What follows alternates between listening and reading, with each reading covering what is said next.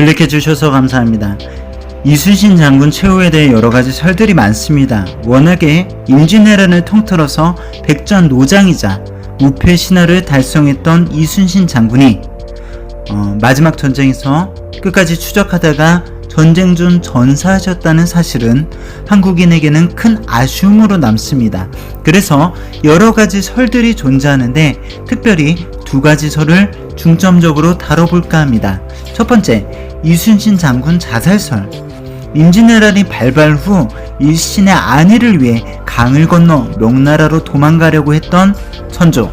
그래서 이제 국가 재난의 원인을 무능한 선조에게 모두 다 돌렸고 백성들 또한 원망과 비판이 담긴 어조를 성토했습니다. 상대적으로 정치적 입지가 약해진 선조는 자연스럽게 자신을 위협할 만한 인물을 탐색하고 있었고 눈에 띄는 사람이 있었으니 바로 이순신 장군이었습니다. 그는 백성에게 신망을 얻고 있었습니다. 게다가 장헌대부 삼도 수군 통제사라는 막강한 권력이 있었습니다. 백성들 사이에서는 이순신 장군의 구역으로 가야 안전하다라는 인식이 있었고요. 거기에다가 이순신 장군이 묵과 시험을 남쪽 지방, 자신이 관할하는 지역에서 직접 치러서 인재를 뽑겠다고 하니 선조는 눈에 불이 날 수밖에 없었습니다. 그것도 그럴 것이 과거를 진행한다는 것은 임금의 고유 영역이었기 때문이죠. 결정적으로 이순신 장군은 출전 명령에 거부하는 등 군 지휘 명령 체계에 반하는 행동도 서슴지 않았습니다.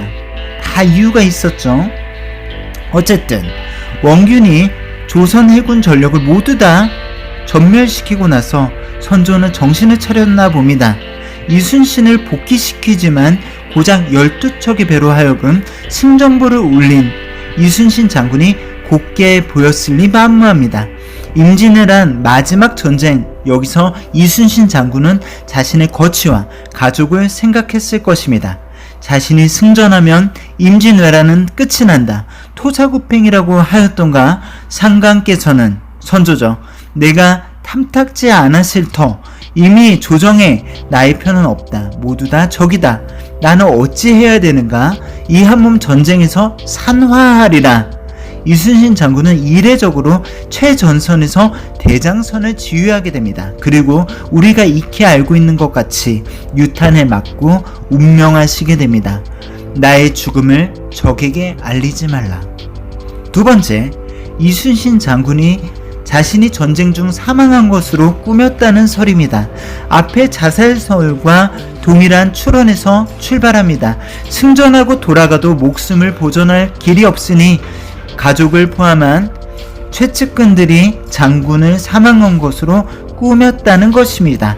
그리고 이에 힘을 받는 것은 세월이 흘러 장군의 묘가 이장되었는데 이때가 바로 이순신 장군이 정말로 사망한 시점이라는 것입니다. 어떤 가설이 맞는지 우리는 알 길이 없고 한낱 호사가들의 입으로 구전되는 것이 아닌가 생각도 하지만 중요한 것은 이순신 장군이 있었기에 우리나라가 전란에서 승리할 수 있는 밑거름이 되었다는 사실에는 이견이 없습니다. 충무공 이순신, 우리나라의 자랑스러운 위인임에 분명합니다. 영상 잘 보셨나요? 시청해주셔서 감사합니다.